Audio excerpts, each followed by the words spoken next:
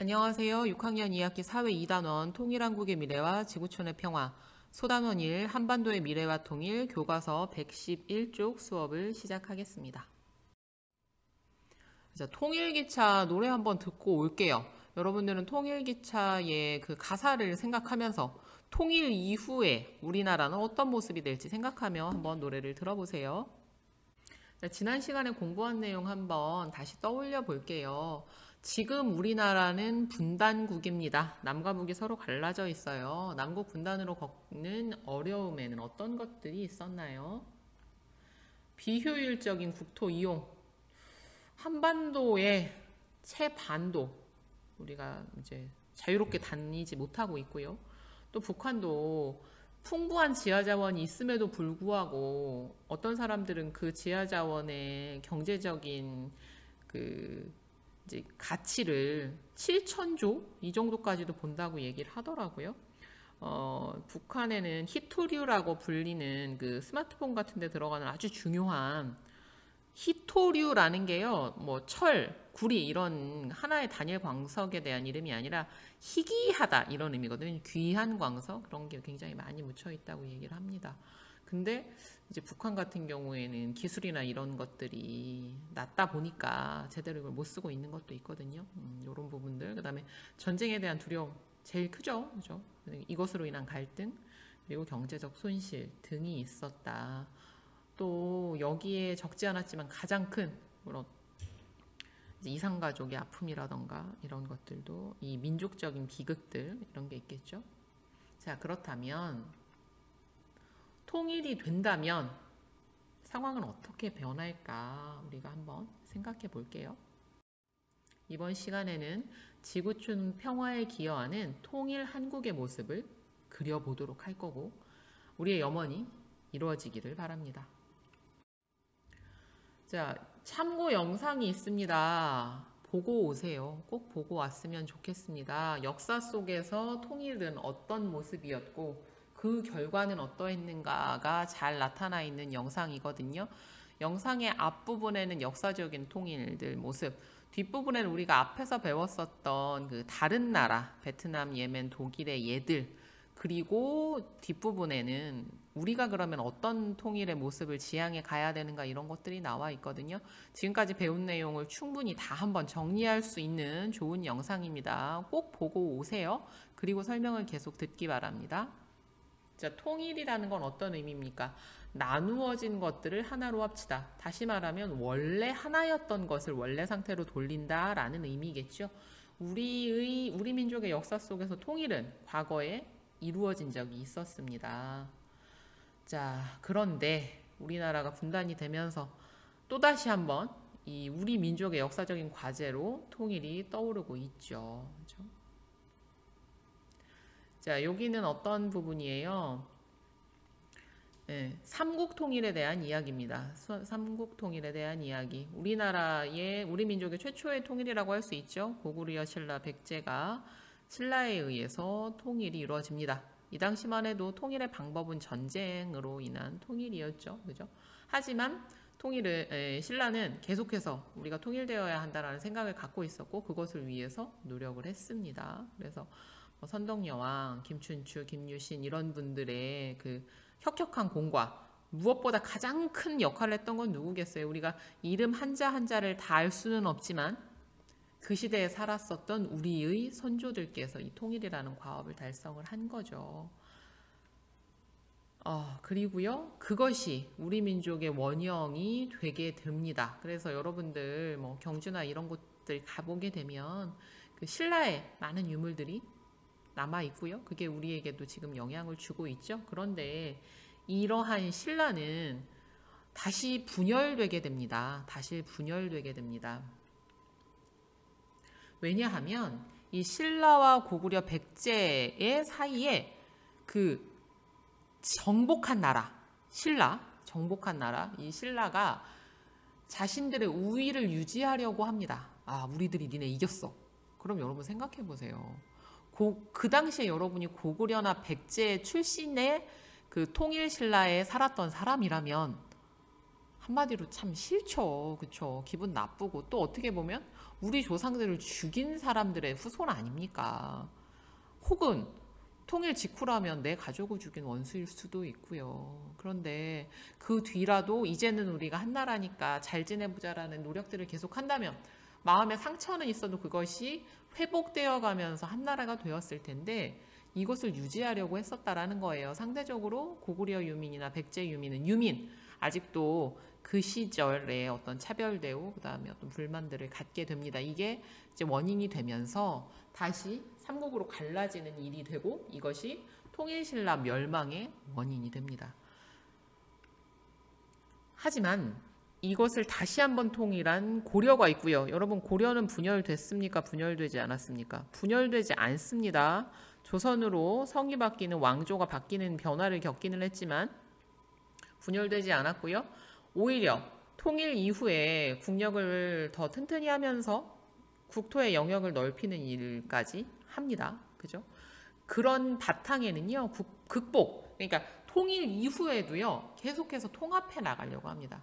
야, 니네는 옛날 신라 출신이지? 야, 너네 백제 출신이잖아. 이런 거 안 합니다. 이런 거 안 하고요. 다 끌어모으려고 해요. 그래서 관리직에도 같이 등용을 하려고 하고 이런 노력들이 불만이 있을 수 있었겠지만 그런 불만들을 줄여나갈 수 있게 했었겠죠. 그죠? 그게 결과적으로는 계속해서 우리의 그 한반도 요렇게 해가지고서는 우리 민족이 계속해서 우리 역사를 유지할 수 있는 원동력이 됩니다. 우리 어떠한 역사를 선택할 것인가? 우리 민족의 분열은 우리가 한나라로 살았던 건 시간에 비하면 굉장히 짧은 기간이거든요. 그렇죠? 그런 과정에서 대한민국의 입장에서 본다면, 남한의 입장에서 본다면 북한과의 합치는 것이 순간적인 불이익이 아닐까. 우리가 너무 그들에게 맞춰줘야 하는 거 아닌가라는 생각을 할 수 있습니다. 하지만 우리가 조금 더 먼 미래를 본다면 통일을 하는 것, 그 과정에 많은 노력을 기울이고 평화적으로 하는 것, 그리고 서로를 이해해 나가는 방법이 우리를 위해서 가장 좋은 방법이 아닐까 싶어요. 자, 통일은 쌍방이 공존, 공영하면서 민족 공동체를 회복해 나가는 과정이다 라고 했습니다. 영상 혹시 안 봤다면 선생님 설명을 되짚어가며 꼭 다시 한번 보세요. 살게 된다면 우리는 어떤 모습으로 살아갈 수 있을까요? 자, 교과서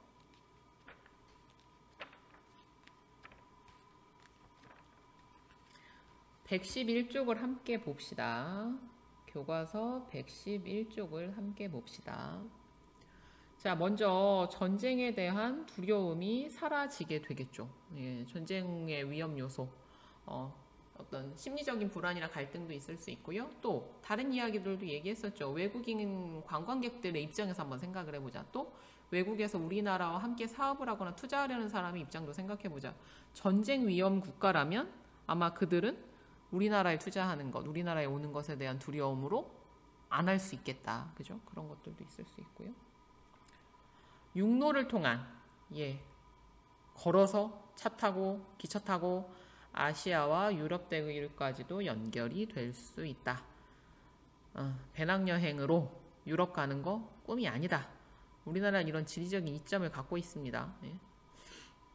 그리고요, 이 육로를 통한 연결이 되었을 때 우리나라가 대륙과 이 태평양을 건넌 나라들과의 아주 중요한 이 교류의 중심지가 될 수 있습니다. 우리나라를 통과해서 미국으로, 남아메리카 지역으로 얼마든지 나아갈 수 있다는 거죠. 굉장히 지리적으로 좋은 위치에 있거든요. 북한의 풍부한 자원이 활용 가능합니다. 자, 요것도 밑에 링크 걸어 놓겠습니다. 그 국제적인 경제에 대한 어떤 그 지표를 발표하는 곳에서 한 얘기입니다. 북한 경제가 연 7% 성장할 가능성이 있다. 그래서 통일이 이루어졌을 때는 우리의 그 경제 발전 수준이 어디까지?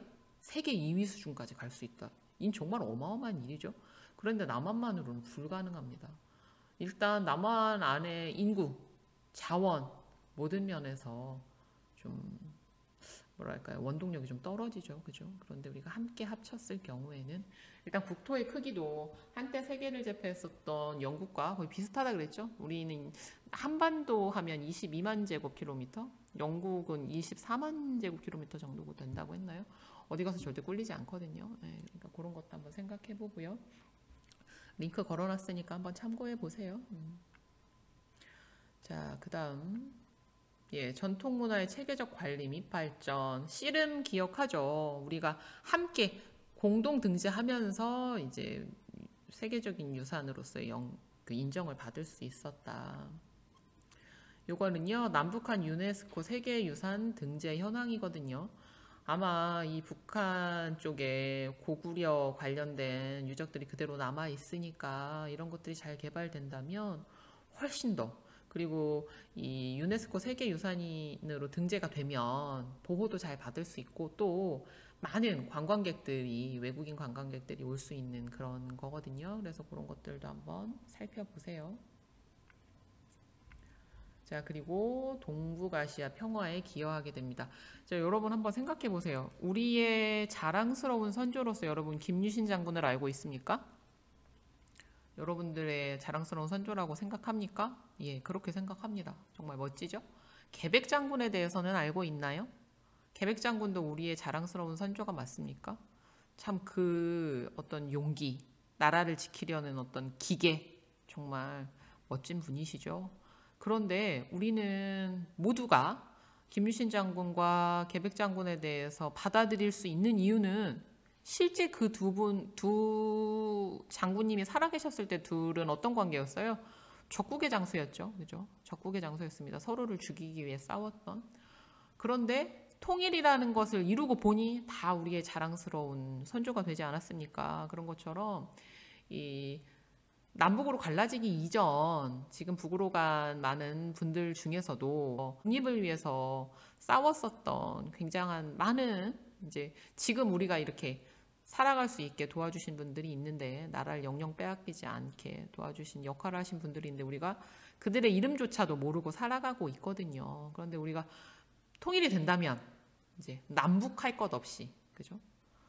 북쪽에서도 남한에서 이제 마지막을 남한에서 보내신 분들을 기리고 그들을 이제 받아들일 수 있게 될 거고 남한에서는 북한으로 넘어갔었던 그래서 우리가 알지 못했던 그분들에게 이제 어떤 감사하는 마음 또 그들의 후손으로서의 자랑스러운 긍지 이런 것들을 느낄 수 있겠죠. 그런 것처럼 이 통합이라는 것은 이 우리나라를 넘어서서 동북아시아의 평화에도 기여할 수 있는 그런 아주 중요한 그 기점이 될 수 있습니다. 자, 그렇다면 통일이 되었을 때 우리의 생활은 구체적으로 어떤 변화의 모습을 보게 될까요? 자, 교과서 112쪽을 함께 봅시다. 해서 것들도 떠올려 보세요. 자, 통일나무 만들기라고 해서 교과서에 보면 통일항공에서 달라질 일들을 예상해서 입에 써봅시다. 여러분도 한번 그 이파리 옆쪽에 하나 채워보고요. 여러분이 통일되면 난 이런 거 하고 싶다라는 꿈을 써봐도 좋을 것 같고요. 뭐 신문 만들기라고 해서 통일한국신문 한번 보세요. 112쪽에 있습니다. 통일 이후에 우리나라를 찾는 해외 관광객 수가 매년 큰 폭으로 증가하고 있다. 실제로요. 통일 이후에 독일 통일 이후에 동독의 관광객이 굉장히 증가했었다고 해요.